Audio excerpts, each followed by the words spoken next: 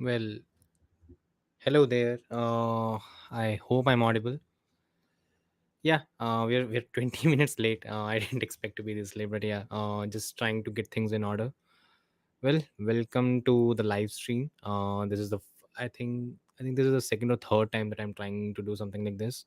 It's been a while since I've tried that. Yeah, I've been away for a while, and yeah, I. So what happened. So the reason behind me being with taking almost a week or 10 days of a break was because my hometown, well, we had floods. Yeah, all good, Manj. So what happened was we had our floods, and what happened with the situation was bad. Everything has been taken care of for now. I hope we don't have any more rain. It was an unfortunate situation. Fortunately, everything, well, the whole family is safe. Everything is safe now. And yeah, because of that, I had to take a break from all this. I had to go to my hometown, get things in order. It was an interesting experience, to be honest. But yes, now all of that is done. Now we are moving on from that. And yeah, looking forward to getting back to business, getting back to Formula One, getting back to the YouTube channel that has been a bit, to be honest, not I've not been able to put in as much time into it as I had expected. Yeah, by the reason behind it, to be honest, thing is that, my schedule is quite, it's quite I don't, I tend not to have that much of a bandwidth in which I can put out videos consecutively. When it comes to my YouTube channel, I want to do a lot of things. I have a lot of things in mind, but again, when it comes to fitting all these things into a package and putting out content that is, well, first of all, easily digestible, sometimes I tend to lag. So that is why I've thought of I thought of making a few changes, because in the last few weeks I've seen that there are a few videos that I wanted to do, but because of, possibly because of the paucity of time, I've been unable to get those out. The reason behind that is because I spent too much time focusing on the preview and predictions, and that tends to eat up a lot of time. So from now onwards, in the future, what I have thought about doing is, well, when it comes to doing the preview and predictions part, I'll try to do that in a live stream format, because again, I want to talk about how the race is going to be. That is something that I love talking about. But the thing is, the format needs to change. I need to make things a bit more easier for me in terms of getting the content out. And that is something where I've been struggling in probably since forever, because I've not been able to get things organized when it comes to the YouTube channel. And again, when it comes to my skill set, of course it has grown when it comes to my video editing skill set and other things, but still there are areas where I could possibly work on. Now, having said that, when it comes to a content plan that I've been thinking about in the future, I will try to focus more. Now, that is the thing, I'm going to inculcate more of these live streams. Whatever followers or viewers I have, I'll try to interact with you guys, try to get your opinions, share my opinions in a more unfiltered way. Because the thing is, the whole editing process takes a lot of time, and I'll be honest, when it with my day job, it gets a bit tough to get things out. So yeah, these are the few things that I actually thought about whenever I had the free time in the last 10 days, that some things are not working, the consistency tends to lag. So yeah, when it comes to the whole content plan of the channel, this is what I have in mind for now. There will be a live stream for the preview and predictions.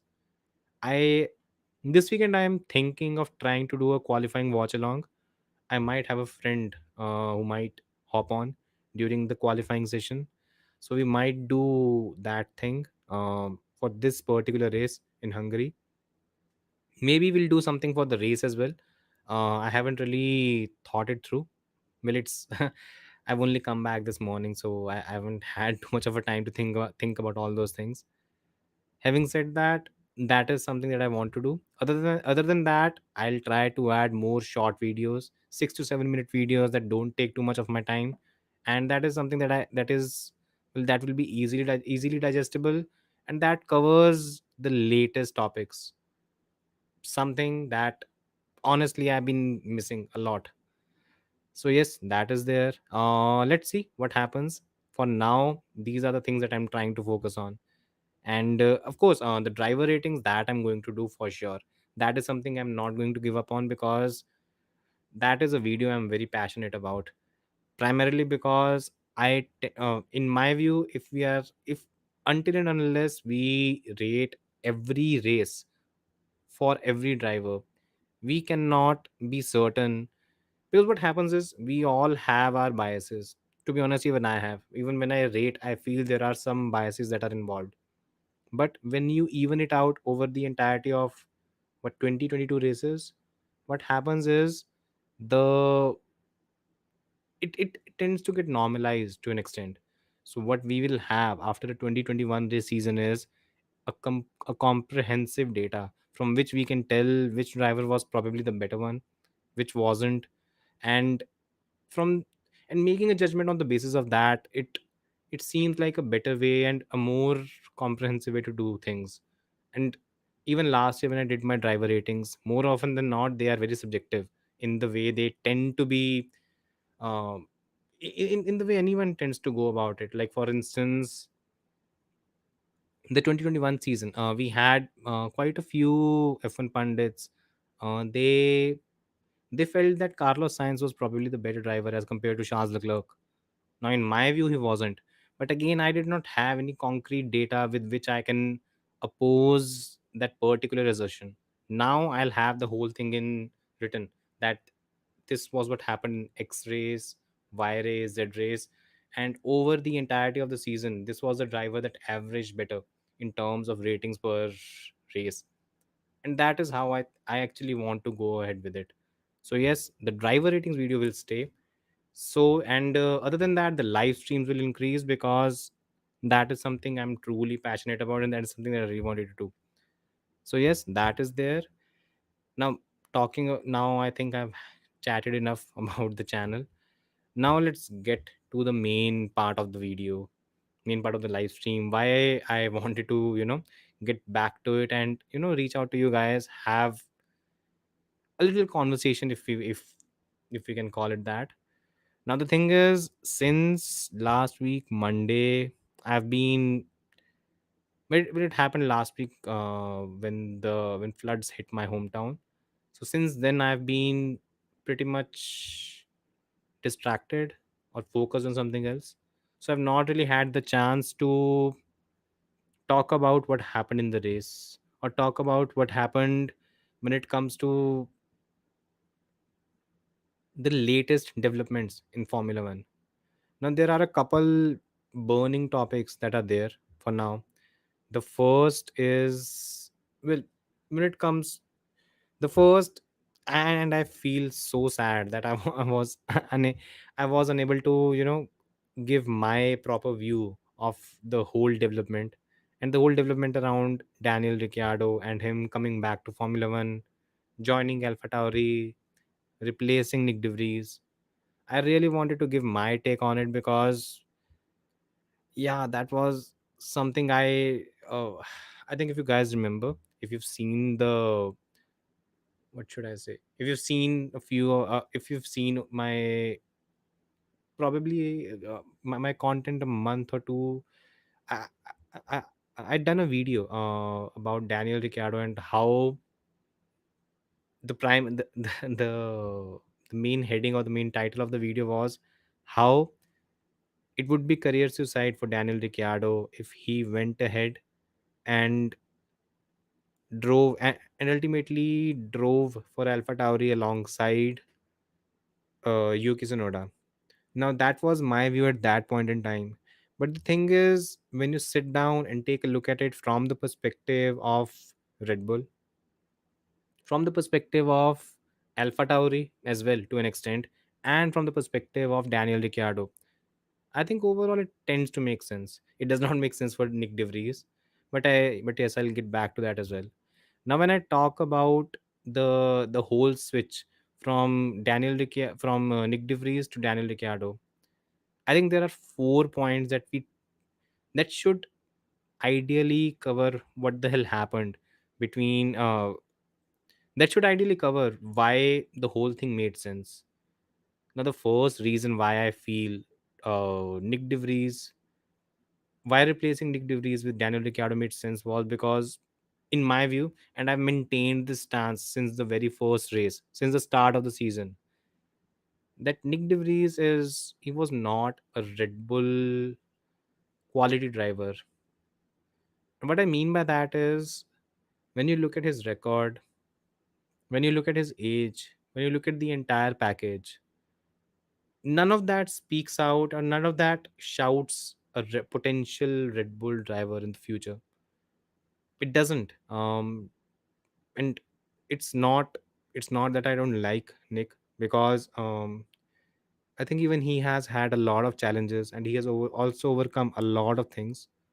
But where it all comes down to is, at the age of 28, when you won your Formula 2 championship on, I think it was his third attempt. When you won your Formula 2 championship in your third attempt, and you've beaten only Nicholas Latifi to the title, it's not a glowing resume in any which way. And in all honesty, I felt Helmut Marko made a mistake by signing Nick De Vries. I think he should have either gone for Liam Lawson, or maybe if he wanted to take a punt with Mick Schumacher. These are the two options that he should have gone with, and Nick De Vries never made sense in my view. But still, Marco went ahead with Nick, and I think after the first 5 6 races, they realized that they made a mistake. Marco has also admitted that he made a mistake. Now, in all of this, it does appear that Nick is the guy who has lost out. It was a bit harsh, but if we are fair, I don't think it even deserved to be in that seat. It didn't make any sense from the get go, at least in my view, whatever that means. Secondly, when you talk about it, the question that needs to be answered is, why Red Bull is ultimately replacing Nick after just 10 races? Why are they not prolonging his stay to 12 races or even beyond that? Now, the reason behind that is because, well, when it comes to Red Bull, they tend to have this policy.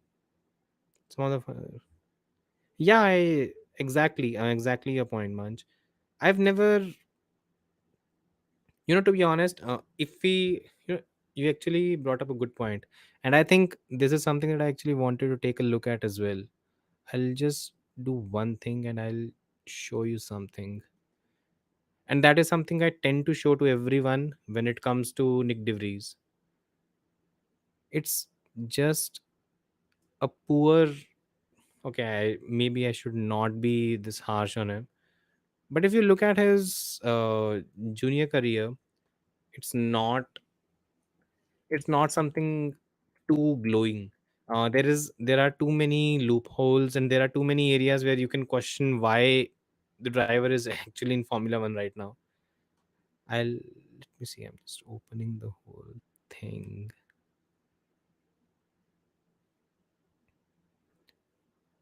Okay, now let's see how I can share the screen here. Okay.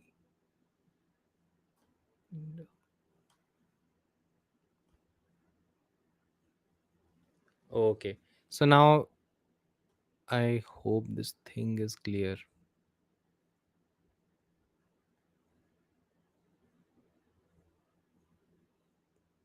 Yeah. So now what we have here is, now if you look at his career, until 2014, where he was he won the Euro Cup Formula Renault. It was quite impressive, to be honest. He did a good job, and until this point, it was all good. There's nothing to frown upon. The issue starts from GP3. He was Another thing here is he was sixth in the championship, but the question is who was he competing against? Let's take a look. In GP3, Leclerc won the championship. Albon was second. Antonio Fuoco, Jake Dennis. Jake Dennis currently races in Formula E. Jack Aitken, and then we had Nick De Vries. Now, out of these six drivers, we have Leclerc and Albon. These two are in Formula One. Fuoco, Dennis, and Aitken also drove a single race for. I think he drove for Williams. I think he had a race with. Yeah, I think he had a race with Williams. So out of these drivers, Nick De Vries was he was sixth in the championship. That's not as impressive. The thing is, when you go ahead, you look at the 2017 Formula F2 championship. Again, he was seventh, and it was Charles Leclerc who won the championship here. In 2018, he was fourth, and it was I think I think this was a championship where it was Russell, Norris, and Albon. Now, now if you look at the point standings, it still looks a bit closer. You had Norris at 219, and you had Nick at 202. The point here is that Nick De Vries, when you talk about the age of these two drivers, Nick De Vries would be now Nick is 28 right now. Norris is 23. So if you compare these two drivers, you have Nick at 28 and Norris at 23. So a driver that is 5 years younger than Nick was beating beating him, and he beat him in his debut season in Formula 2. And that is where one should understand where Nick lies in terms of quality. He was not capable enough of racing in Formula 1. That is my view, and I think maybe a few Dutch fans might not be happy, but that is just the harsh reality. Now, the thing is, the way Red Bull conducts itself, again, we all know Red Bull is, first of all, let me just stop sharing this thing. I think I made my point.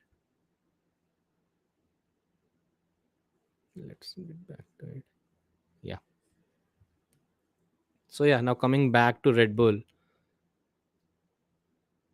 Yeah, so coming back to Red Bull, what we had was a team. What we have is a team that tends to do well, that tends to be very ruthless, to be honest, when it comes to finding when it comes to finding a talent and giving it time to shine. Red Bull it has been notorious when it comes to giving time to quite a few drivers. Most I mean there are drivers like Jean-Eric Verne who's still not a huge fan of what happened with him. Sebastian Buemi is another. Heini Alguersuari is another one who has made these comments quite a few times that uh, maybe the Red Bull program is not as good as it should be. However, the thing is, when it comes to being ruthless professionals, Red Bull tends to be that. The team is run efficiently, and when it comes to ultimately the team admitted their mistake. Having Nick De Vries was a bit of a mistake from their side, and they paid for it, to be honest. And ultimately, when it comes to something like this, the team has to, may the question that truly came up. Okay, first of all, pardon me for sticking up for maybe not articulating things that well. It's still I'm still new when it comes to live streaming. Maybe ultimately I'll get used to it and be a bit more fluent. For now, bear with me. So now when it comes to ultimately doing when it comes to Red Bull, what ultimately works for the team is that the team, even if the team makes mistakes, it tends to make up for it by getting things right. There have been quite a few scenarios where now, for instance, when we talk about Daniel Kvyat, he was replaced from Red Bull in 2016 and he was moved to Toro Rosso. He had enough time to make up for whatever loss of confidence was there. He was unable to do it. At the same point in time, we had Pierre Gasly, who arguably had a worse fate than Daniel Kvyat. However, he was able to regroup and he did a much better job in terms of building himself back. And ultimately he finds himself in a works team. So Red Bull tends to give these guys enough chances. Again, Nick DeVries was a huge mistake, and I think Marco should own up to it. However, the when it comes to Red Bull, it's a ruthless operation, and more often than not, they will make decisions like these. However, there is one thing I feel is not being discussed enough, and that thing is the fact that Daniel Ricciardo, he is taking a bit of a risk. If we are being honest, Ricciardo he could have sat back, or he could have even opted to go for an Audi, or he could have opted to go to a Haas. To be honest, go in those teams, try to build himself back, and then maybe have a shot at better teams. Because what what the last season has shown us is the fact that at the end of the day, Ricciardo, he has that relationship with Red Bull, that he can go back to that team. He has shown that. However, what he's doing right now is he's going to the worst team on the grid. He was part of the fifth best team in Formula One until last season, in the fifth best car, and he was struggling. Right now, he'll be going to the worst team on the grid with the worst car. Alpha Tauri is last in the championship standings, and he has to shine in the worst car. He has to try and score points. He has to try and show Red Bull that in him they might have a potential replacement for Sergio Perez. Can he get that done? Can he be competitive against Yuki Tsunoda? These are some very critical questions. And to be honest, when it comes to Daniel Ricciardo, adaptability has not been his strength in any which way. The driver has not been the most adaptable. He has struggled. He has struggled a lot when it comes to adaptability. You can even talk about his first the 2019 season. You can talk about the first half, and even there, when he was part of Renault. And if you compare him against Hulkenberg, it was probably Hulkenberg who was the more impressive driver. But after that second half, true. Manch points out that Ricciardo's lack of effective feedback to team engineers is his worst issue. His driving style is also a factor, and that is what I fear. To be honest, him he struggled in the fifth fastest car. How is he going to fare in the 10th fastest car? It could all go pear shaped if Yuki Tsunoda ends up beating. Just imagine if Yuki Tsunoda does to Daniel Ricciardo what he did to Nick De Vries. Just imagine what happens to Daniel Ricciardo's career. It's over. There's nothing left. He's basically there's this thing with poker. When you go all in with all your chips, that is exactly what Ricciardo is doing right now. He's gone all in with all his chips. What he wants to do is he wants to have that one final shot at glory. To be honest, he wants that one final shot of driving for a top team, in this case Red Bull. Can he get that done? Who the hell knows?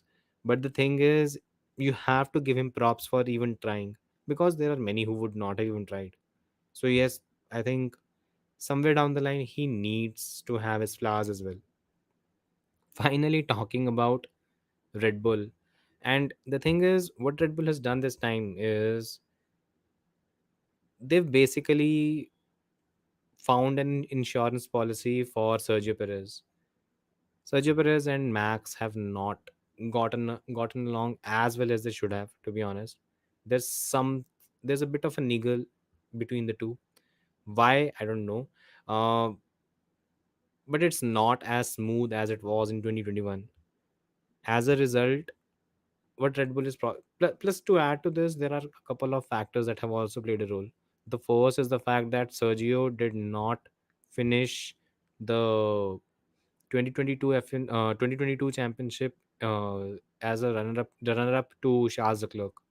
He was third, and despite the kind of advantage that Red Bull enjoyed, and despite the kind of bad luck and misfortune that Leclerc had, we ultimately ended up with that kind of a result. So yeah, that is still playing. I feel that is also something that Red Bull did not truly appreciate. And then secondly, what is going on this season in the last five races, where Sergio has not even been able to make it to Q3. And when this kind of thing happens, it hurts the credibility. When you have all these factors and you add them up, you have a ultimately you have a situation where Red Bull needs a replacement. And unless Sergio picks up unless Sergio is able to raise his game and get back to the levels where he is more consistent in qualifying, he's there and thereabouts with Max. Unless he's able to do that, there is a probability that Sergio might lose his seat. Will that happen or not? Who knows? But with Daniel Ricciardo back in the Red Bull umbrella, I think the pressure will be on Sergio to get things done this time around. Let's see what happens. You grow your wings or we send you away. What you today, not what you might. The laws are motto with this, but no research. Yeah, true. Rightly pointed out. So yeah, that was basically the whole thing with Daniel Ricciardo. Now coming to the second thing, it is, I don't know if we even should take this thing seriously, but apparently, if we go by the rumors that are circulating right now, there are roughly two or three teams that are probably in breach of the cost cap. Well, if that is the case, first of all, which three or two teams are probably in the spotlight? That is a question mark.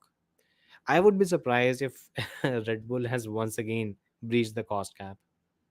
And if Red Bull hasn't, and if, say, suppose there's a Mercedes or there's an Aston Martin or who else, or maybe a McLaren have breached that cost cap, I think it will be interesting to see what kind of what repercussions are we looking at. I mean, that is something that I'll be very interested to watch, because I think we all forget the kind of bad press that Red Bull had after that cost cap breach. Yeah. So, and I mean, just imagine, just imagine if it's, first of all, let's not forget the letter that Zach Brown wrote to the FIA when it came to the entire Red Bull breach. Just imagine if this year we have McLaren. Now, look, McLaren can be a team that might have breached the cost cap, especially if you look at the kind of development curve that they've had this season. Just imagine if McLaren is the team that is in the breach of the cost cap. In that scenario, it would be interesting to see what kind of stuff comes out of the mouth of Christian Horner against Zach Brown, because he is not going to hold back, especially after that letter from Brown to all the teams and the FIA and FOM. It will be interesting to see what's going to happen. However, there's actually one thing that I wanted to talk about when it comes to the cost cap, and it comes down to one very simple thing. I am not in favor of a sporting penalty. Now, when I talk about sporting penalty, what I means is a team dropping a place, a team getting disqualified, or things like that for a cost cap breach. The reason behind that is because we've had a first season where, let's be fair, we did not, where we had Red Bull breaching the cost cap advertently or inadvertently, consciously, subconsciously, unconsciously, doesn't matter. Ultimately, they did.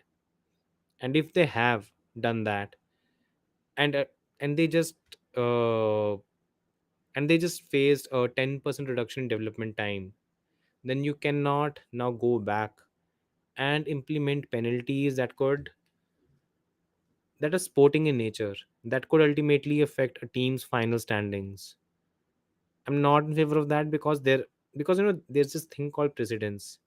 If you've set a precedence where a cost cap breach leads to a reduction in development time, then maybe you need to be more consistent about that.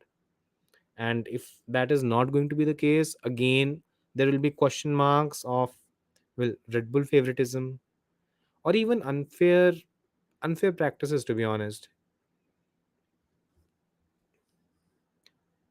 I don't know. That is where I stand on the whole thing.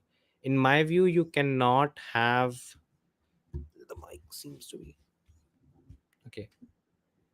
Now, in my view, I feel you cannot have a, first of all, a penalty where you are just giving a reduction of development time in the first scenario, and then the very next year you are adding sporting penalties.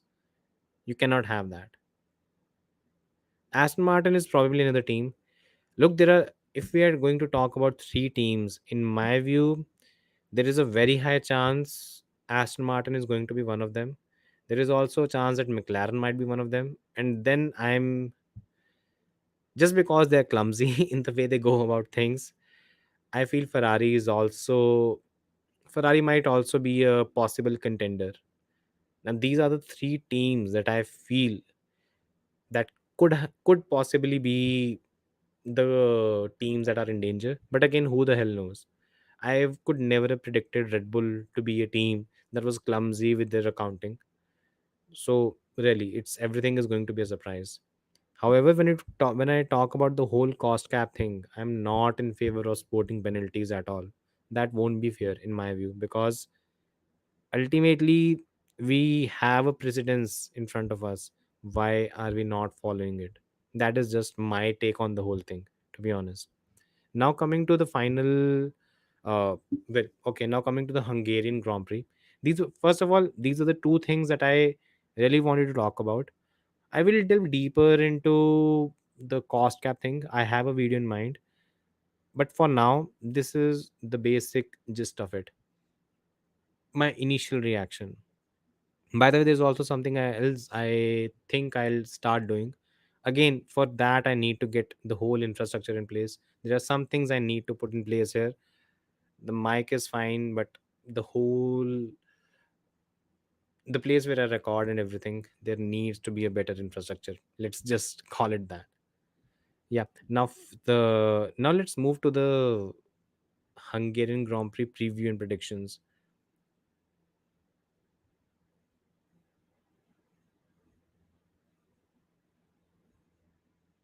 Okay.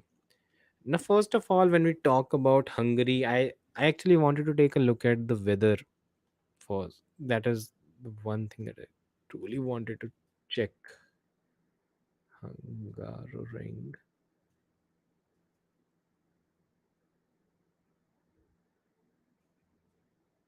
weather.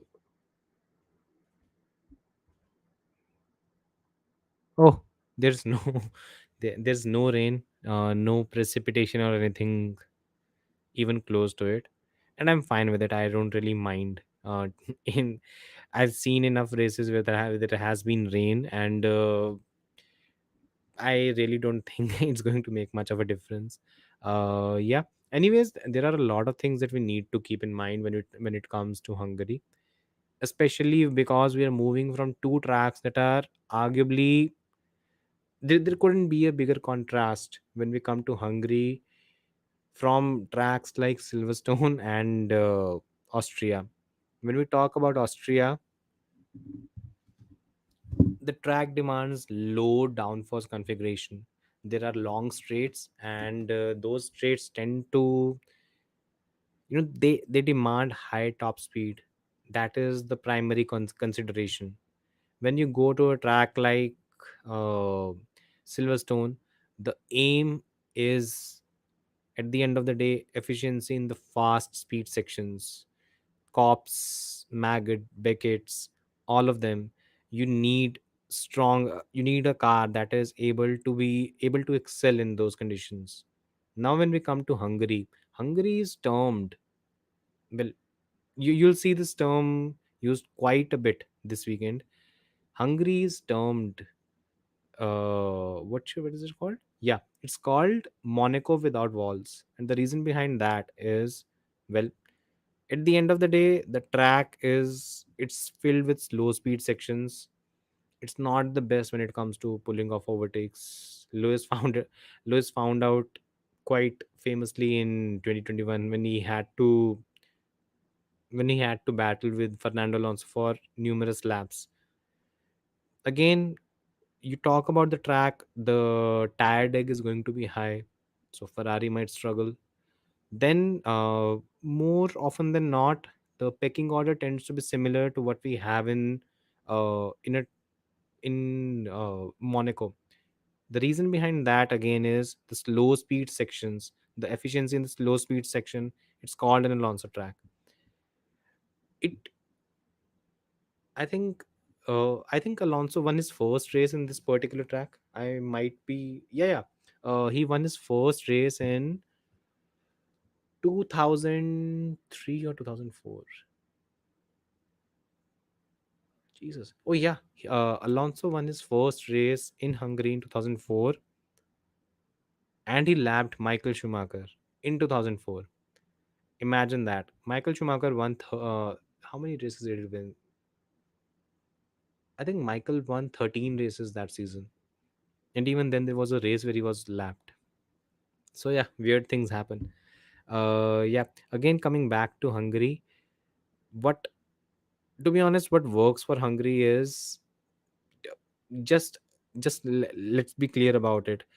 You look at the pecking order in Monaco and you look at the pecking order in Hungary, there are going to be quite a few similarities. Now, it's not a cut copy paste thing, because in the years gone by, there have been some changes, and especially with the car characteristics changing, you see a bit more wheel to wheel action. We saw a lot of it last year.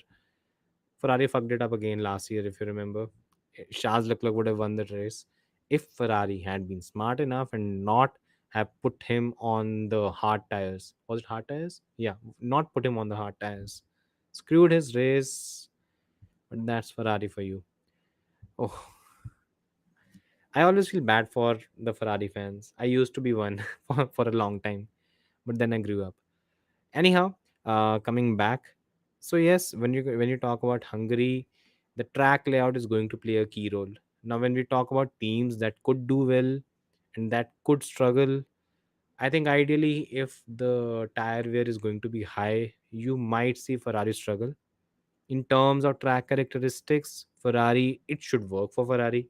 So it's a bit of a double-edged sword. I'm not entirely sure how it is going to pan out, but I think the team that everyone will be keeping an eye on is going to be McLaren. The reason behind that is, I think everyone has forgotten. McLaren is supposed to bring its upgrade package. I mean, it was supposed to bring its upgrade package in three stages. It was going to be 50% off it in Austria, 25% off it in Silverstone, and the final 25% was going to be in Hungary. Yeah, even though there has only been a 75% of the upgrade package installed on the car has rocketed up to P2. Just imagine what's going to happen when the final 25% is added.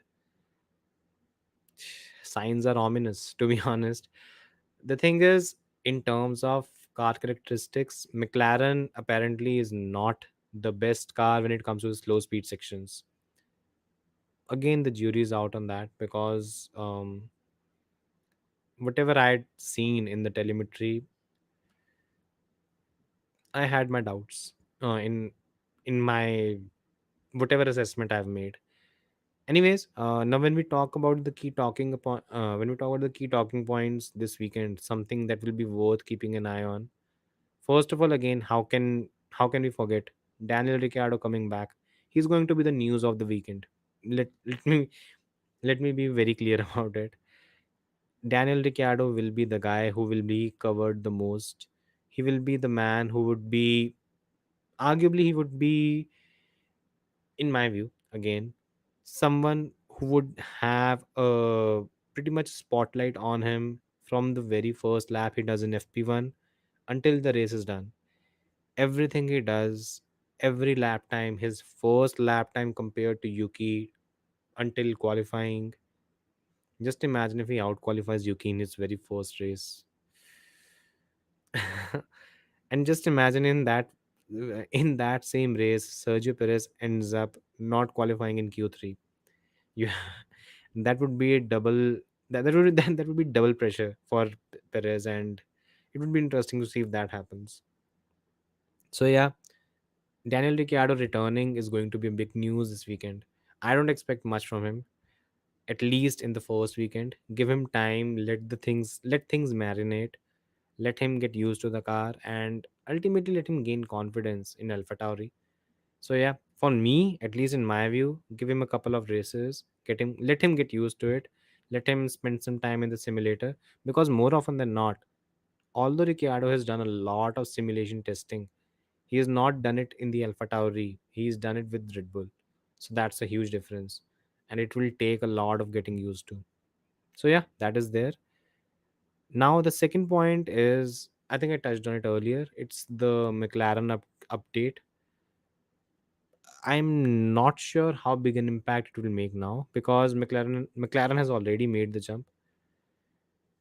Look, if we do the general arithmetic and look at where McLaren was before the upgraded brought in Austria, and then where it is in Silverstone, and then you take into consideration that the 25% of the upgrade is yet to come, it it makes you think that maybe they're going to leapfrog even Red Bull, if that is the kind of development rate it is going to show. I don't entirely agree with it. I don't think that is going to happen. I think there will be marginal gains. Again, we've reached a point where the car's performances at the top are starting to converge. So yeah, we'll see marginal gains on that front. Will we see? I think if we end up seeing McLaren at P2, or maybe challenging in top four, top five in qualifying in Hungary, I think we have a possible return of McLaren at our hands. And currently, since McLaren it's in P5, I think, if I'm not wrong. If McLaren is P5 right now, can it make the jump to P4 and beat Aston Martin or maybe even Ferrari? Interesting prospects, to be honest. And maybe even win a race. They've won a race in 2021. Maybe win a race again. Maybe secure pole position. With Lando Norris and Oscar Piastri, that can be done. The possibilities are endless, but first of all, what we need is, we basically need validation that McLaren's pace, it's not track limited, and it's not limited to a track like the one in Silverstone or in Austria, where fast speed sections and low downforce settings are what are the need of the hour. So yeah, let's keep an eye on that. Finally, the third talking point is Red Bull bringing its own upgrade package. Yes, Red Bull, a car that is already roughly half a second. I think it's in race pace, in race trim. It's around half a second to 7/10 quicker than the competition, and now it will be bringing an another upgrade package. If you're Mercedes, Ferrari, or Aston Martin, you'll be you just hang your heads in shame. I mean, what are you guys doing? Yeah, ominous signs. I mean, whatever hopes I had of any team catching up with Red Bull, I think those hopes are dashed. 10 races are done. I think teams will now start focusing on the 2024 F1 season, And if that is what's going to happen, I don't really see, I mean, I honestly don't really see much change in the pecking order in terms of anyone challenging Red Bull by the end of the season, irrespective of the reduction in the development time or whatnot. So, yeah, that is there. Now, when we talk about preview, I think if we are talking about the race weekend, these are the few things that I've touched. Now, when we're talking about the race weekend, there is one thing that I feel could play a role. I think one thing that is to be honest, worth keeping an eye on, at least in this weekend. I think it's going to be how the tire wear makes an impact. Last season, we also saw that even though the compounds used, they were not as hard. I think it was one step, was I think it was C2, C3, C4 that was used last season. I think we might have something similar this time around as well. But what we had last season was a scenario where tire degradation was not a huge issue. As a result, we had teams that were sorry, as a result, we had a scenario where the hard tire became obsolete. What is the scenario going to be this time around? If we don't have, now that is, now the reason why I'm bringing this up is because I earlier mentioned that Ferrari was going to be one of the teams that might be in trouble with the tire wear. If we are looking at a scenario where even though even though on a track like, I mean, it's going to be a very hot race, even though on a track like this where tire degradation tends to play a role, if somehow that is not going to play a major role, will we see Ferrari do a bit better? Will we see better race pace from the team? Who knows? I think that is something that we need to keep an eye on. Now, finally, coming to the race predictions, I've divided it into five parts. I think if you guys, I think first of all, by the way, you should also keep an eye on my written stuff as well. Now, since I've come back today, I've already done a preview for the website, sportskida.com, to check where what I write. It will be there in in the description of this video. Yeah. So, anyways, when it comes to prediction, it will be five categories in which I've divided the whole thing. The five categories are, well, first of all, we'll be taking a look at the man who'll win the race. Man, because they're yeah, it's obvious why. Then we'll take a look at the surprise team of the weekend, the surprise driver of the weekend. Then after that, we'll take a look at the disappointment of the weekend team and the disappointment of the weekend. Okay, Manj, who do you think is going to win the race? What's your? I mean, fuck. I mean, it's not really much of a prediction, to be honest. Let's make things a bit interesting. I mean, okay, first of all, when it comes to predicting a race winner, I think there isn't really much of a choice other than Max Verstappen this time around. The man is he's in a completely okay. So yeah, as I said, the man is in a completely different league as compared to everyone else. You have Hamilton in second and Alonso in third. Hmm.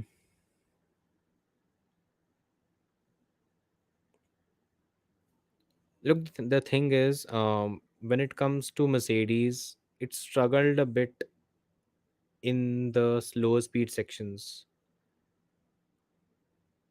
Hungaroring is a track that might struggle on that front. So I'm not entirely sure that Mercedes will be the team to look at. I mean, I'm not entirely sure if that is the team that might rise to the top. You want my prediction of the top three? Again, Max Verstappen in P1.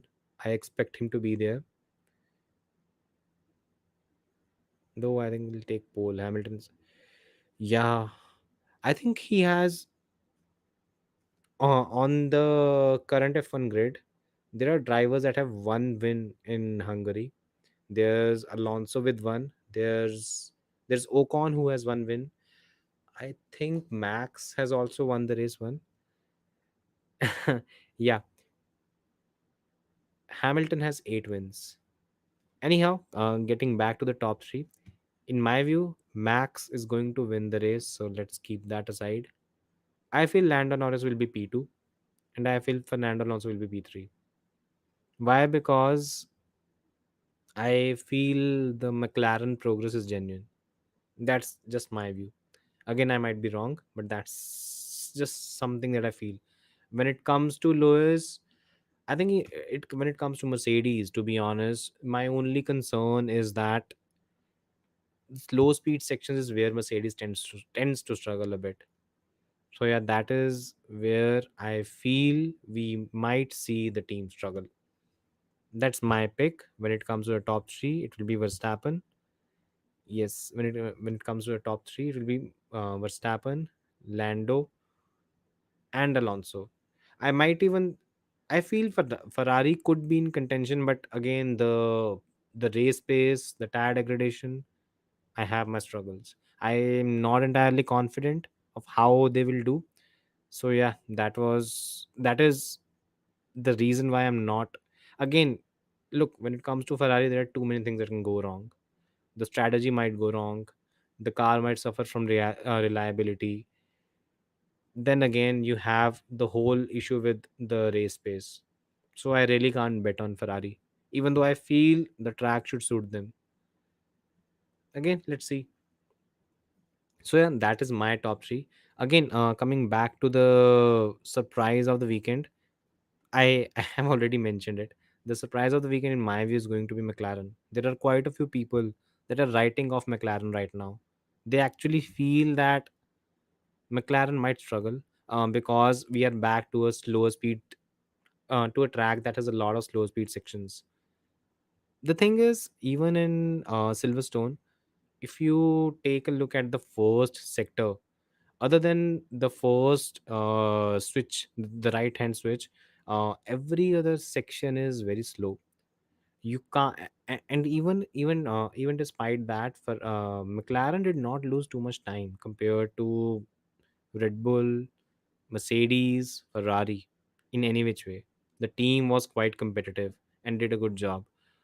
I'm not sure that the team is going to lose out massively when it comes to Hungaroring. At least that's my view. But let's see what happens. When it comes to the disappointment of the weekend, I think this is okay. Manch, who do you think is going to be the disappointment of the weekend this time around? That is something I'd actually like to know. Um, I have a team in mind, but I'd actually like to see what you think on this particular case. I'll wait.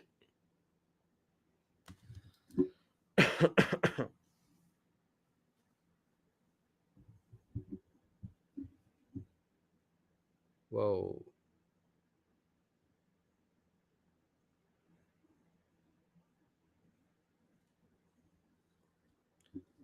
Ricciardo. Oh yeah, but do you really expect him to do well this time around? I mean, in my view, I don't really expect much from Ricciardo in the first weekend. I feel he might end up being P20, and that is something that's going to burn a lot of people. That is my view. I feel Ricciardo might be P20. Team wise, I feel, yeah, again, I feel team wise, my pick is going to be Williams. The reason being, you need a lot of downforce, and Williams tends to struggle a lot with that. That is, and that is something that fundamental with the team until now, and that is where I feel they are going to struggle this time around as well. The team did well on a low downforce track. It did well in Austria as well as in Silverstone for that very reason. I feel they're going to struggle here. So yeah, that is my pick. I feel when it comes to a team that is going to disappoint, it's going to be Williams. In terms of driver, I feel it might be. I think it might be Logan Sargent. There are two drivers that have not had the best of season. How about Haas? I think Haas is going to have a similar weekend. To be honest, it will be good in qualifying. The reason being the slow speed sections work for Haas. When we come to the race again, Hulkenberg will plummet down the order because at the end of the day, the major issue with Haas is the race pace and the way it eats its tires. There's no, the team has found no solution to it, and it appears that there's only a limit to how much Ferrari can help in terms of design. So yeah, that is there. And yeah, I think when it comes to the live stream, okay, so we've gone for 55 minutes 30 seconds. Okay, by the way, Manj, thank you for sticking around.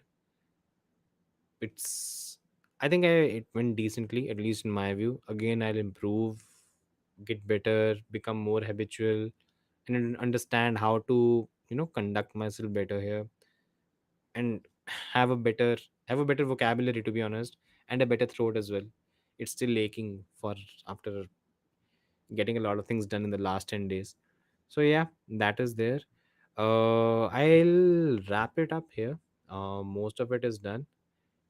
I hope you had a good time. I hope anyone else who watches it later, I hope you have a good time. And yeah, yeah, last day of vacation. Yeah. Okay. So thanks for watching. Anyone else who comes across the stream, drop a like, share, subscribe, all the good stuff. Thanks for watching. Thanks, Manj. Take care. See you next time.